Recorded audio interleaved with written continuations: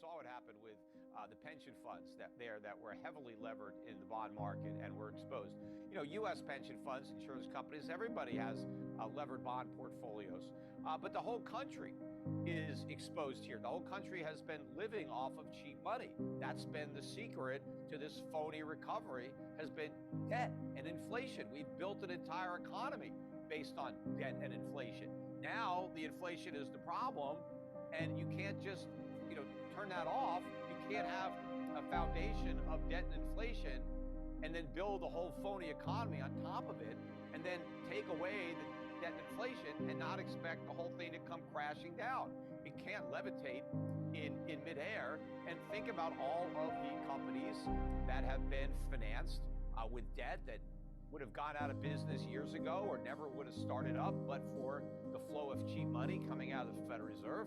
You take that away and everything implodes, and the jobs go along with it. But we've had tremendous malinvestments over the last decade or more when interest rates have been artificially low. We haven't saved enough. We haven't invested enough in real plant and equipment.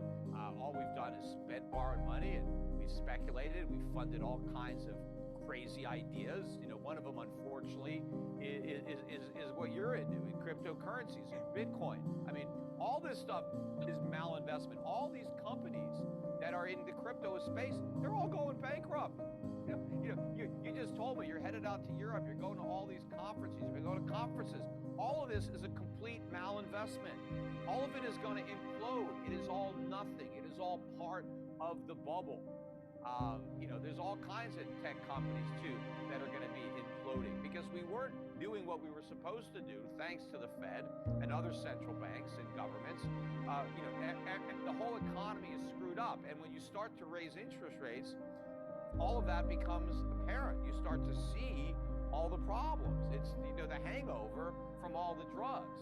But the Fed does not have the stomach for that. Just like they bailed everybody out in 2008, just like they did it again in 2020, they're going to do it again, whether it's 2022 or 2023. But this time it won't work, because I think this time it'll be fatal for the dollar.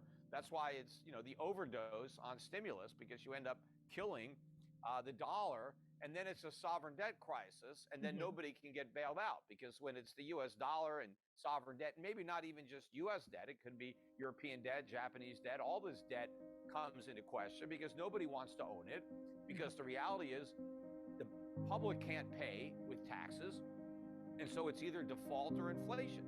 Those are the only two choices that governments have, and either way, bondholders are going to lose. Well, I think when the Fed has to do another about face and the balance sheet goes up again, when the Fed goes back to quantitative easing, everybody is going to have to know by then. I would have thought they'd have figured it out already, but sometimes you need a safe to drop on your head. And I think people will know that there's never going to be a shrinking of the balance sheet. The balance sheet is going to grow forever, and inflation is going to be a problem forever. And now the markets have to readjust to that. You could live with high inflation. It's not good. You can adapt. They did it in Argentina and other countries, right, where you just have high inflation all the time. The markets find a way of adapting to it. But the politicians do not have the political will to do something about it, because again, they've been financing their spending with inflation. That's how they pay for all these deficits. We print money, we destroy the value of money, and prices go up. That's just the reality. And I don't see Congress willing to do what's necessary and the Fed do what's necessary. Now, maybe if we have a real crisis, if we start to see, the dollar imploding and interest rates soaring, long-term interest rates, and we start to see a complete meltdown of society as a result of shortages and price controls or power outages, whatever's going to happen, and people rioting in the streets. I don't know. Maybe they'll do the right thing then. I don't know. But they tend to delay doing the right thing for as long as they possibly can. And so, it can get pretty bad between now and that inflection point. But I think if you just look at what's already happening, a lot of the signs are there. On one of my recent podcasts, I talked about how the fact that everybody says they don't don't ring a bell. They never ring a bell at a major top or a bottom. And my experience is they ring a lot of bells. People just don't know what to listen for. They don't hear them. And I said, what happened in England? That was like, Great Ben.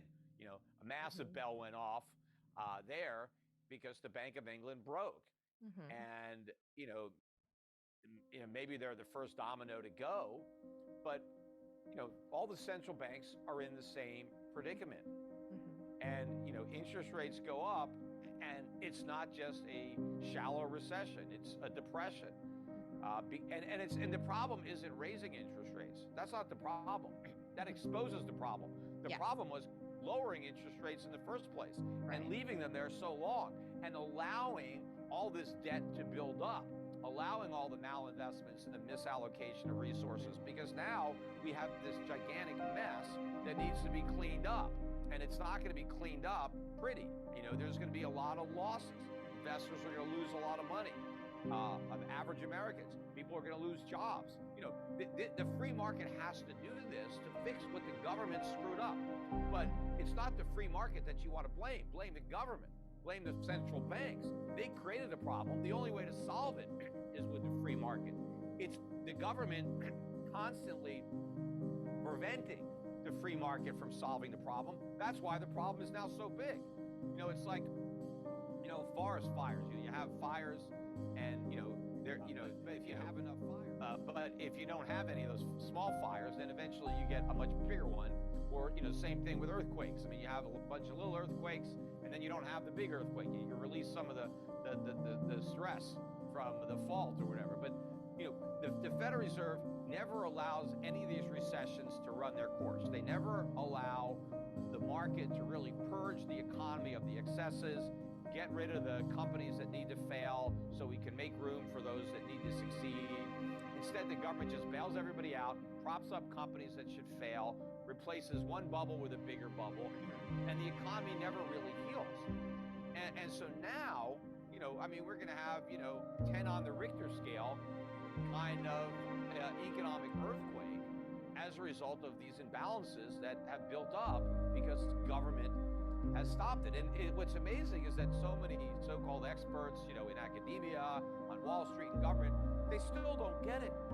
Like the reason that I knew the 2008 financial crisis was coming is because I understood the mistakes that were made that led to the bubble that made that crisis inevitable. Well, all the people that were laughing at me in 2006, 2007, that had no idea what was about to happen, they're the same guys that are just as clueless today.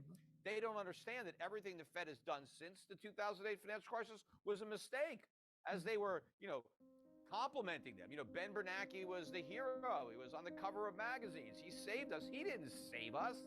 He's the reason that we're in so much trouble. Him and then Janet Yellen and the policies that they pursued instead of pursuing free market sound money policies. We inflated these giant bubbles, and now we're at the point where we can't do it anymore because now the consequences of the inflation have become a problem. So now inflation is the problem. Well, how do you stop that? Well, you got to remove all the cheap money, but then now the day of reckoning that we refused to deal with in 2008, that we refused to deal with in 2020. Now we've got to deal with it, but it's way worse.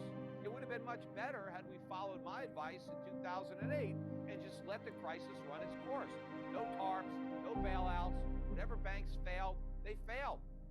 If people lost money, they lost money. Let the foreclosures go through. It would have been much better to have sucked it up and bitten the bullet in 2008 than have to endure where we're headed now. It's way worse.